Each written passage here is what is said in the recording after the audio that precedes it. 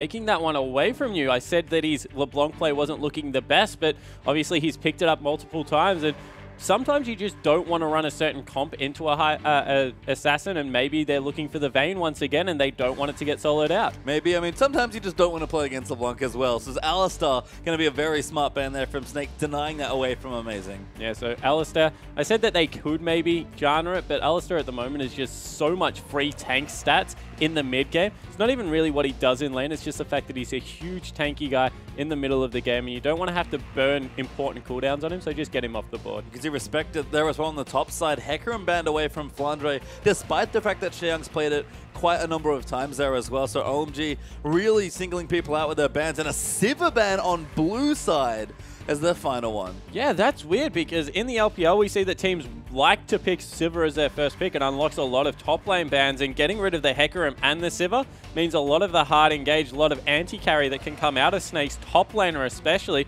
won't be available. And Uzi going to be on something quite different. Crystal as well, you saw in that match history, lots of Sivir when he has been playing. Kalista, of course, the second man there from Snake, away from Uzi, who at this point looks like he's almost never going to get to see the champion again. Azir, the final ban there for Snake, does leave open that potential first pick, Cassiopeia. Yeah, so that's the one that really stands out to me. Cassiopeia or Gragas are the two picks that you have to take a long look at right now if you're OMG, especially for...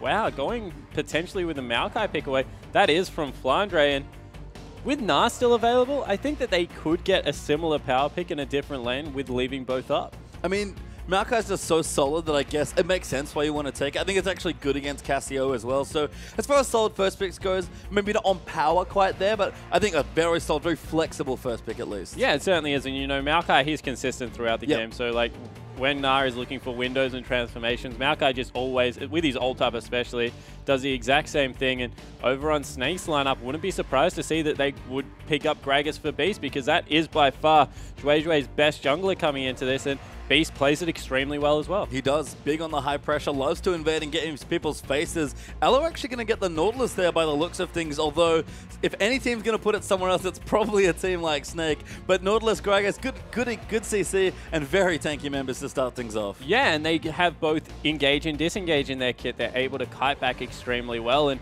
that's Amazing's champion pool gone, by the way. Nautilus and Alistar both off the board right now. Amazing. We're going to see him on something a little bit newer coming through there, and I want to see what he goes with. And wow, that's a Corki lock-in. Yeah, completely locked in. I mean, could be a mid laner, don't forget, but likely Uzi's champion. Rek'Sai there picked up as well for OMG, so very specific bans. I think the Hecarim ban leads to that first pick Maokai, but maybe that Sivir ban leads to Corki here. OMG have a very specific plan in mind. Yeah, they certainly look like they're going for something mid-game focused here. They've got very good one-item spikes on a lot of their champions so far, so maybe looking for a fast push or just trying to get control of the dragon early and knock them down.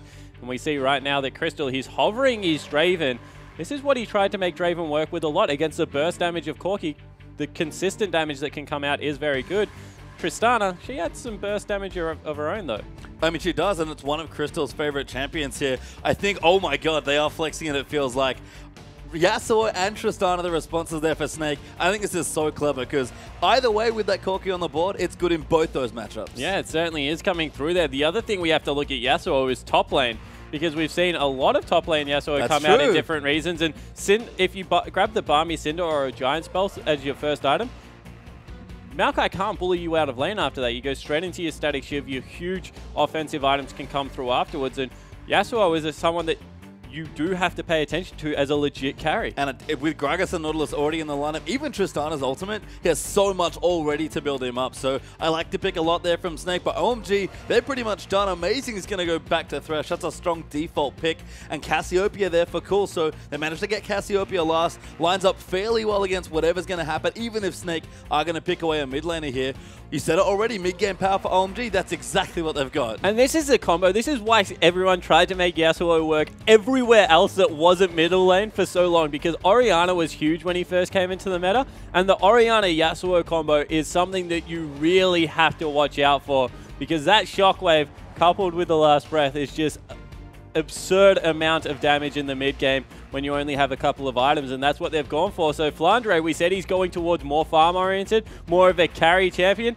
He's taking an assassin into the top lane against a pure tank. That is going to be extremely entertaining to watch. I mean, I like the Hecarim ban against Maokai because Hecarim just wants farm, and to get to carry mode, to get to bruiser mode in the late game, they ban it away, so that can't happen. And who better to secure some free farm than a champion like Yasuo? Yeah, exactly right. So coming into the lineups here, we see that Xiyang, he took away the Maokai, but Flandre, in response, grabs the assassin. Strong pickup here. We're starting to see lots of good picks coming through against the Maokai specifically. Classic jungle matchup here as well. Lots of pressure and aggression. Beast, especially if he can get going or look good. And this is a nice throwback as well. Cools Cassio versus Use Orianna. Yeah, and we said we were waiting for you to go more supportive. Orianna, perfect champion for that. As we see Crystal, he's grabbed the mid game now, Tristana against Corki.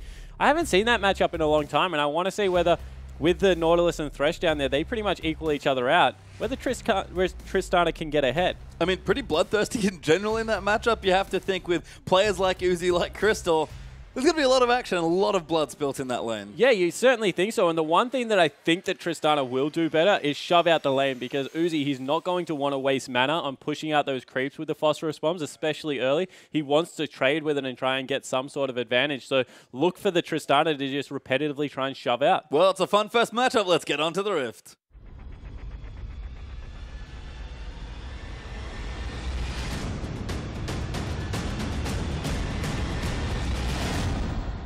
And as we do start off with a pause, welcome back to week 3 of the LPL here, but don't let the pause fool you. Already just in this draft, these two teams have got something very exciting on the table. Yeah, they certainly do, and you know, there's just so much synergy coming through from the Snake lineup right now. They've got so many knockups. Every single player has a way to get Yasuo into the fight and really make it work. Looking cool there, waving at the camera, smiling, sort of back to his old self with the recent performances. But I have to say, that hair week after week is getting out of control, Spawn. That is the disheveled look if I've ever seen it. Like, he looks like he legitimately rolled out of bed and fell at a computer. He was unkempt in week 2. I think he's upgraded to disheveled, slowly climbing off, demoting between ranks of the hair there. Not too sure how cool feels about it, but his play certainly has been the complete opposite. Wonderful to watch. Yeah, it certainly has. Picking up Cassiopeia here, we said that he's extremely aggressive on the champion, looks to get in people's face and bully around in the laning phase. Against Orianna, he has some windows when the dissonance is on cooldown to really try and get up there and bully. It's a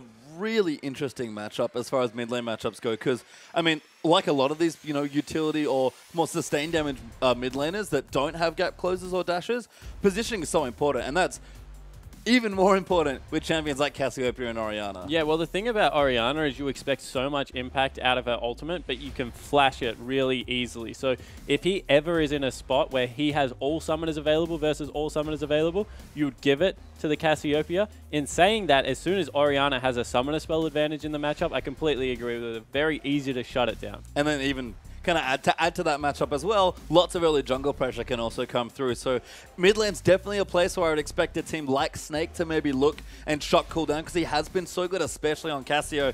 But let's just go to the top lane for a second and indulge ourselves. We talked about Flandre. He was supposed to come in last season as one of the best carry top laners in China, or maybe to ever play as far as his reputation went. Finally, actually on a hard carry in Yasuo. Yeah, exactly right. We saw him play Morgana and Maokai last season, a little bit of Rumble, but coming through on Yasuo this time, we've seen the likes of Someday, Impact, these players around the world picking this champion up, and it makes a lot of sense with all the knockups coming through in the support and jungle positions, really facilitates it. Not to mention the fact that if you're going to pick someone that is just a negative lane, neutralize the lane, Yasuo does really well against these champions, and I was waiting for it forever because Varus is coming through. Like, we had a whole stint of Ezreal in the mid lane. Yasuo does really well against AD carries and is a very squishy champion. So if he gets on to the Cassiopeia, if he gets onto the Corki, he's going to tear him apart. And that's why I liked it when they showed Corki early in the draft, is because what's Corki supposed to do? They can go mid if Corki's mid and just match it. Or if he's in the bottom lane, sure, put him somewhere else. You get to flex him now on the top side of the map. Every single one of Corki's damage, except for Gatling Gun, I think, is just completely shut out by Windwall. Yeah, exactly right. And it really stops all the siege potential that can come through as well early, because it's just such a good cooldown. It does indeed, but we'll see how Snake want to play it out. A very fun draft to kick off our first game of the week here, and it's two great teams as well. OMG taking on Snake for game number 1 of our best of 2. Yeah, and you see already Crystal trying to head down into that bottom lane, get some vision. Uzi, they were spotted out. Yeah, can actually see some people now. Amazing might skill up the hook and go in for some aggression, but instead pinging on towards the Gromp. It seems like they want to get some vision, but you might have actually cut off Amazing here. Gets the ward down though. Cool's going to make sure Yu's zoned out. In fact, just a bit of damage coming through. Good poison there for Cools. He gets a little bit of harass down, but again, just vision being traded back and forth. Yeah, so not really much gain, just a deep ward on the Gromp to see where the Gragas wants to start off his jungle. Gragas really versatile because he's one of the few junglers that gets AoE for free, wants to take the cask anyway. So going to be able to start wherever he wants here. As Flandre, he's picking out some wraiths for himself. Maybe he wants to start there. I mean, Yasuo, especially with the changes to his flow and the shield early on, does jungle a little bit better. So now, finally, from the top lane, you can actually reasonably take a camp for yourself as well. Yeah, you certainly can. And, you know, there was a certain color caster that liked to try and say that Yasuo was a really good jungler after the changes. I'm not sure I'm sold to that extent, but he certainly does it a lot better. I think for one camp, he'll at least be fine. As Flandre and Beast actually maybe fancy a bit of a late invade. They're walking over to it. They have been spotted by a ward, though, but Shui Shui is going to back away. In fact, Snake are lane swapping. Yeah, everyone is heading down into that jungle area, and the lane swap does come through. Uzi's going to get the freeze, and they will steal away the blue. And this was the other point that I wanted to make. I thought we were going to see standard lanes, but man, is Yasuo also good in the lane swap. Yeah, he's really good at negating pressure on turrets especially. Doesn't have any CC, so he is okay to dive if you can get rid of his flow passive, but otherwise I completely agree with you. He does fine at farming on semi-range with the spammable Q, and he just also adds a lot of kill pressure if your jungler ever comes down. Yeah, and you can see double jungling with Beast, not going to be all that quick, but Maokai as well, started on his camp. You can see the wolves that they tried to take were already picked up there by OMG, but we're going to jungle vertically now. It seems like Crystal maybe just wants to get away from the Corki early on. Yeah, so doesn't want to have to go into a shoving battle, doesn't need to trade there, so he's just going to try and stack up the wave. You would expect this to turn into a fast push eventually. It normally does with the Tristana, but at the start of the game, just going to pick up as much valuable CS as he can. Yep, stack up that third wave, get some turret pressure down as OMG. Move on to the blue buff now for themselves. That'll go over to them, but you can see the blue's already been picked up by Snake. They're going to their red now, so we've split the map in half, and that leads us to another wonderful point. We've isolated what's already an exciting mid lane matchup. Yeah, exactly right, and this will just be in Oriana's favor because she will shove extremely well against what is a single target Cassiopeia early in the game. Just be able to move around that ball. Getting a little bit zoned now as the lane does reverse, but you not losing anything whatsoever. And they've turned it into a fast push already in the top lane. Tristana shoved that wave hard. You can see Corki pretty aggressively deep in the bottom side as well there, but OMG onto the Dragon makes sense. I've got control of this side of the map. Crystal and Ella, though, doing the fast push that you described. So we'll trade a couple of objectives early on. Snake, of course, need to stick on the top side of the map to begin with, but OMG going to get the first little advantage as they take away Dragon #1. Yeah, so they're going to be able to pick that up. You see whether they're going to cut the wave in the top side of the map as they get a deep ward down.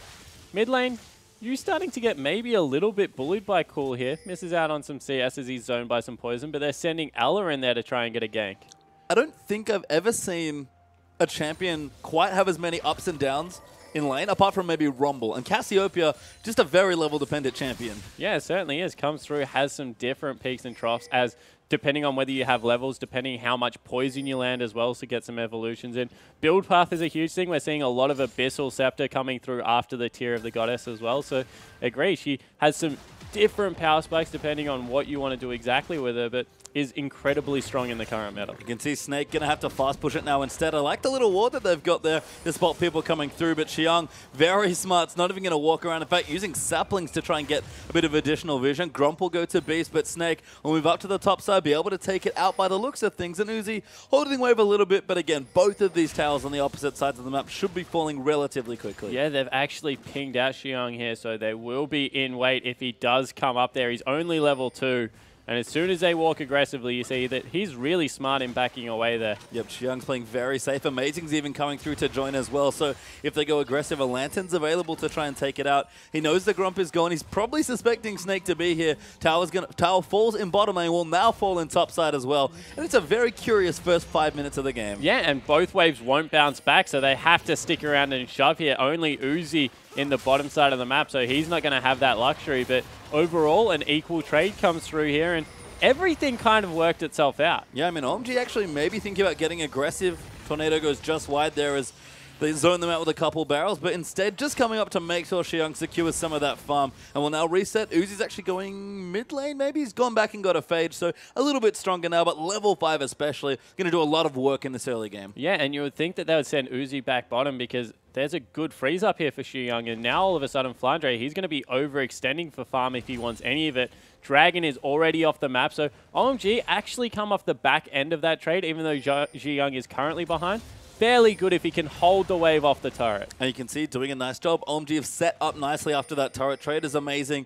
Moving through the jungle as well. Going to try and get some wards down and see what he can see. But Crystal's coming back down to the bottom lane. Flandre is jungling, by the way. So he doesn't want anything to do with that very long extended lane. Yeah, he just can't get anywhere near it right now. And you know, Crystal, he's overextended with Alla as well. So on both ends of the map, it looks like OMG came out ahead just because of wave control on both sides. And that's good early game. I mean, we've seen both these teams play a lot of standard lanes recently, so nice to see them navigate this as Ella gets knocked up after the flay. Now a hook landing in for Amazing. Uzi coming through as well. The damage is there. Nautilus going to look to go down, and Uzi gets first blood. Yeah, and we just mentioned it. Uzi, he had a lot of solo experience, and so he was level 5, but it was just a wave positioning. They could have chased forever, even though there was burst damage. No support was coming in for Snake, and OMG, they pick up a really clean first kill. And it's been clean all game long here for the first 7 minutes for both sides, but especially for OMG. So about 800 gold up now for OMG. You actually taking a bit of harassers. Cool, good ulti going to come in, try and get the kill. Flashes forward, shockwaves down, but Cool is not going to take the last turret hit. Will get the 1v1. Yeah, so able to get it through the aggressive players. Some more in the bottom. You can see Amazing's only level 3. Uzi's coming now to turn around the damage. Good flay, though. Going to keep them away. Uzi diving in. That's a bit too aggressive. Nautilus coming back down as well. Lantern is there. Uzi grabs him and he gets hooked out of it by Ella. Shui coming down. He's onto Beast. He will get the kill, but Crystal's got a kite around. Gets the jump. Nautilus with the double. Xiang's come down as well. Amazing gets charged onto, but now Crystal's going to get locked up. Xiang's going to get the trade kill, and it's absolute chaos in the bottom lane. Yeah, everyone trading through there, and you mentioned the fact that Nautilus was able to get their kills. That's so bad coming through for Snake. Would have been worth it if Tristana picked them both up. In the end, goes over to the support player. Fantastic teleport coming through from Xiang. And once again, they're just playing this bottom lane because of wave positioning so well. They are, and you can see Flandre sort of taking the time amongst all the chaos to shove out as best he can. Has 3 points in Sweeping Blade already, so he'll get surprisingly fast pushes out of Yasuo. Yeah, certainly will coming through there.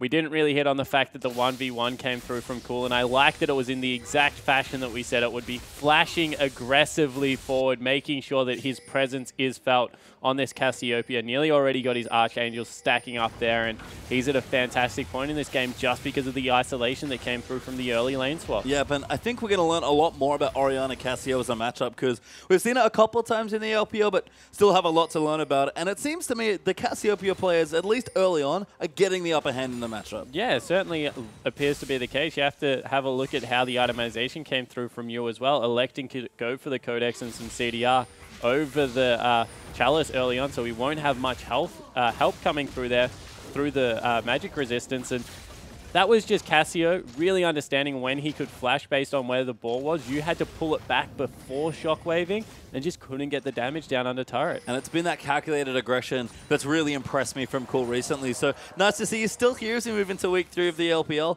As you mentioned, itemization looking good. It's had the tier for a while, so stacking it up as both mid laners also get their blue buff. We look up to the top side. Xiang's got double drones and a catalyst, and Flandre had his Avarice Blade since that early jungle follow, and I'll get that Ruby Crystal for the potential Balmy Cinder. Yeah, so I want to see whether he goes Balmy Cinder or he goes for something like just a Giant Spell. You kind of need one defensive item just because his base HP is real bad.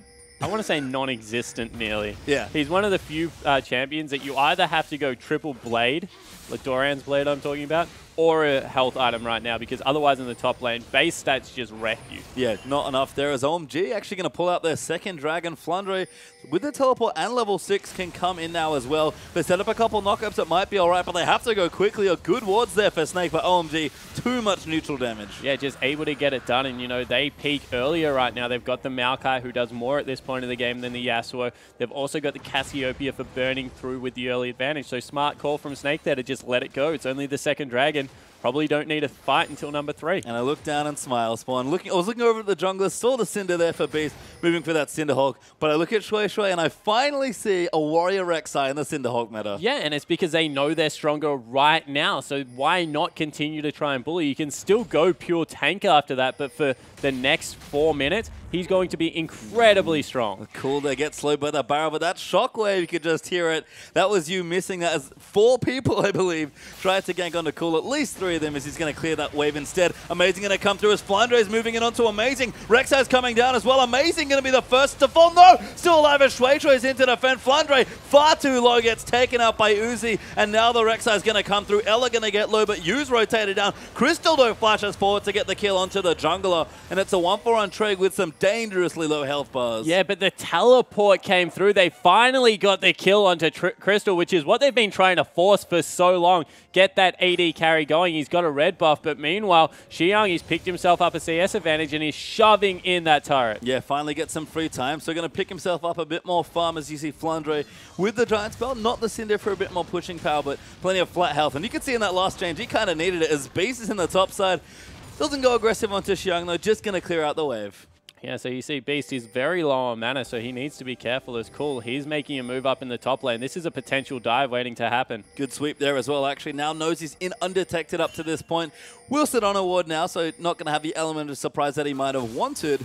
But no one really in the area just yet here as OMG going to hang out in the brush. Yeah, third person going up top as well in the form of Amazing. Now they get the sweep in, so they realize their plan has been foiled. But, you know, nothing really else on the map up for grabs. So just an aggressive move coming through there. Doesn't work out, but not really much lost. No, I mean, Flandre returning. Has to just kind of sit and farm. Has a Brawler's Glove now, but will need a while to get going. Like you mentioned, OMG, just in general, peak earlier than Snake. Yeah, they certainly do. And Flandre, he's forced into the really aggressive build you feel right now, because if he doesn't get going, his team's in a lot of trouble. So I would be surprised if he actually went any lifesteal. I think he needs to go Static Shiv into Infinity Edge if he's going to have the impact in the mid game he wants. And that's the other nice thing about going Giant's Belt is that you have a little more wiggle room, because you said you need a defensive item. In the mid lane, if you still play it there, you tend to just build a normal lifesteal item, but that delays your IE. In the top lane, get your cost-efficient health that helps in the lane anyway, and then just you've got effectively your defensive item so you can go straight IE. Yeah, exactly right. So that's, yeah, pretty much how it works out coming through there.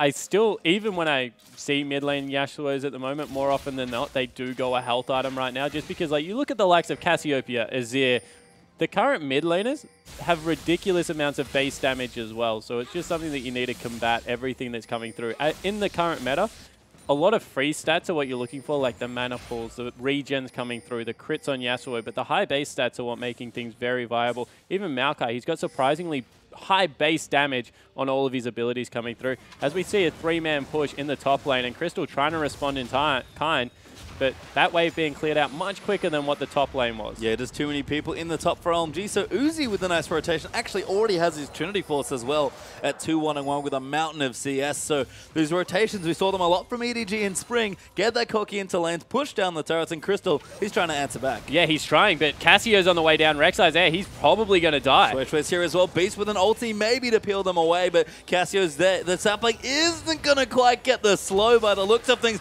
Cool flashes in, good ultis to disengage, and Beast will just be safe from Cool. Yeah, but so much expendi coming through there from the Snake lineup. Both, wow. Oh, you gets hooked though. Amazing rides in. Uzi's going to find a kill. Shockwave lands in. They're going to try and get it in. The depth charge not early enough. Amazing does get thrown back into the turret for a trade, but Uzi's racking up kills now. 3-1-1. Yeah, but you got that kill, so you know, wow. OMG though. Gonna get taken out as Crystal gonna get another kill. Beast though getting low. Looks to die to Cool. The poison is enough to take him out as Cool looking again. But now Flandre's joining the mix. Cool's gonna get locked down. Not gonna get taken out just yet. The charge might be enough from Crystal, but Uzi gonna come in. Ella takes out Cassio. Good flash from Uzi to dodge the tornado. Now Flandre is gonna get jumped on by Xiang. Crystal goes down to Uzi. Ella's gonna be the next one to fall as Uzi's racking them up. Yeah, Uzi is absolutely racking them up and then systematically knocking them down. The champion prioritization coming through in that fight was on point from the OMG lineup. And Snake, they were just trying to kind of hit whoever was in front of them, disregarding damage dealt. And a couple of crits, a couple of Sheen procs came through, and in the end, the Corki just so much stronger when on one item than what the Tristana is going to be, and Uzi making him pay. And that's our theme of this match, it seems like. OMG just stronger earlier on in this game, and they're using that power. We sort of noted last week that they look like the old OMG, getting some early power spikes, playing for aggressive mid-game, and then just relentlessly tower diving people with their ultimates. Okay, it's not quite the freight train just yet, but it's got a very similar feel to it. Yeah, it certainly does. And, you know, you have to... Wow. But the gank here is you. Going to get flayed back there. Hooker there as well for amazing. Lines it up nicely. Xiong even comes in just to collect the kill. And OMG with 4 people in the mid lane. Going to try and get a turret, although maybe going to walk down to that Dragon coming up soon. Yeah, Dragon will come up soon. They can just send Cassiopeia there realistically. She'll be able to chunk it out so quickly, and this turret in the mid lane going to be under fire, and they'll finish off the outer ring. You can see those 2 carries as well for Snake. Crystal still trying to farm. He's got his IE. Flandre doing the same. He's not quite at Static Shiv yet. OMG will knock down this turret as amazing zones them away with a hook. Actually finds, that's a Raptor, never mind, not a champion, but tower goes down. The outer ring has failed, and Flandre pushing, but OMG now going to get onto this 3rd Dragon. Yeah, so we said this is the one they probably needed to fight for. They've got the Static Shiv and some items, but in the end, they're just not nearly strong enough. So this will fall in OMG's favor. 3rd for the game. And overall, Snake, unless this goes extremely late and they can sneak a Dragon out there, might be running out of the window to try and claw to that late game. I mean, they've got great wombo combo. They've got plenty of setup for Crystal and this Yasuo for Flandre. But you're right, it'll take time here. Already 4,500 gold behind OMG. Almost complete control of the objectives as well. I mean, it's what we expected from OMG when we have seen them win recently. It's just get a lead, get aggressive, and snowball through that mid-game. Yeah, and you know, the play that's impressed me coming into this is Cool, because Cool's playing much more like his old self. He seems to have put the slump behind him, and the Cassiopeia pickup, he's been extremely aggressive, roamed around the map a couple of times, caught them bottom lane, then caught them out around the blue buff area, and this is how you like to see Cool play, being one of the huge carries for his team. Honestly surprised Snake let him have it, especially with Azir being banned there as well. I mean, obviously not a consideration here, but he last picked it here in this draft for himself. It's been a strong champion for him as well. You have to think if Snake win or lose this game, to be honest, might look at it as a ban, because Cool, he's shown so much promise on this champion. Yeah, I definitely agree with you. Cassiopeia is just at the moment emerging as consistently the best mid laner. Is it? Wow. Yeah, Yu's coming in. Xiong's going to come down now as well. Ulti actually there onto Cool. Yu's going to try and make a trade, but Cool gets the kill instead. Ignite is down, but he's just going to be safe. Yeah, so nothing going in Snake's favor. Yu tries to get some work done off the back end. He was flanked from all sides there, and this is what they needed to do earlier, because look at where the wards are currently for the OMG lineup. Every single point leading into the jungle is warded, and Snake need to start trying to wrestle back control of all of that vision. Yeah, I mean, they're going to get picked off. That's the problem, right? Look at OMG's comp. It's all about getting picks in the mid-game, and when you have 3 towers down and deep visioning enemy jungle, that's exactly what you allow yourself to do. Yeah, and, you know, Flandre, he's farming okay. He's getting towards some item spikes, but with that rough early game he went through with the lane swap, just not going to be this huge Yasuo in the mid-game. 0-2-2, pick not working out so far. So the dice they did roll doesn't seem to be that effective right now for Snake. No, and I mean, Malco, as you said, the opposite here with Xiong has his righteous glory. That was all he needed for that last flank onto you there in the mid lane, is OMG trying to get some more vision, but Snake with some nice defensive pink wards there are going to try and wrestle some back here. And you can see there's about 6 people there towards that top side of the jungle, because they know the most important thing right now is keeping that vision up. Yeah, exactly right. They're just trying to protect any wards they can buy, because right now when you are 5,000 gold behind, any vision that you lose is just, it hurts you so much more. And you can see OMG, they're just creeping the vision up further and further as time goes on. Uzi now nearly finishing up that Blade of the Ruined King is going to be incredibly strong, and Beast, you don't have any right to be there. No, not at all, but he's going to try and smite it away. We'll dodge the buff there. As Uzi, I believe, actually got the red, so good transfer over there as well. Xiong now moving in with the rest of his team will clear out that pesky pink ward. Again, Snake trying to get that defensive vision down. Flandre is actually split pushing in the bottom side as well, but OMG, especially with this Corki, will just push that much faster. Yeah, so they're just trying to shove out waves right now, OMG, and get as much gold as they can. Actually, probably advantage right now for Snake, because they need the gold more, and they're going in. My God, Flandre wants to fight here. He's porting onto the tower. Beast needs to line up an ultimate, but can't quite find it. Does get the cast, but it's not quite enough. Beast going to get chased down. Xiong's in there as well. Finds the ulti onto Uzi Will Flandre, but he's far too squishy and goes down to Cool. Crystal caught there as well. Going to get chased by the damage and just escape, and that's 2 kills for OMG plus the turret. I was going to say, if they trade 1 for 1, probably in Snake's favor, because they need to get gold, but deciding to fight afterwards is suicide. They're going to give up the Baron because, heck, there's a Cassiopeia on the other side and it's 20 minutes on the game. Why not take that objective away? And OMG looking fantastically strong. Massive Baron damage right now. This is an early one as well, just after the 20-minute mark. Poor Baron's barely been here for 30 seconds and he's already dead. Yeah, he's not even going to make the 30-second mark. 27-ish he'll go down. And wow, OMG looking so impressive this game. 8,000 gold ahead now as well. Uzi going for a heavy duelist, very mid-game centric build as well. Cool's going Death Cap second as well. Frozen Heart completed for Xiang.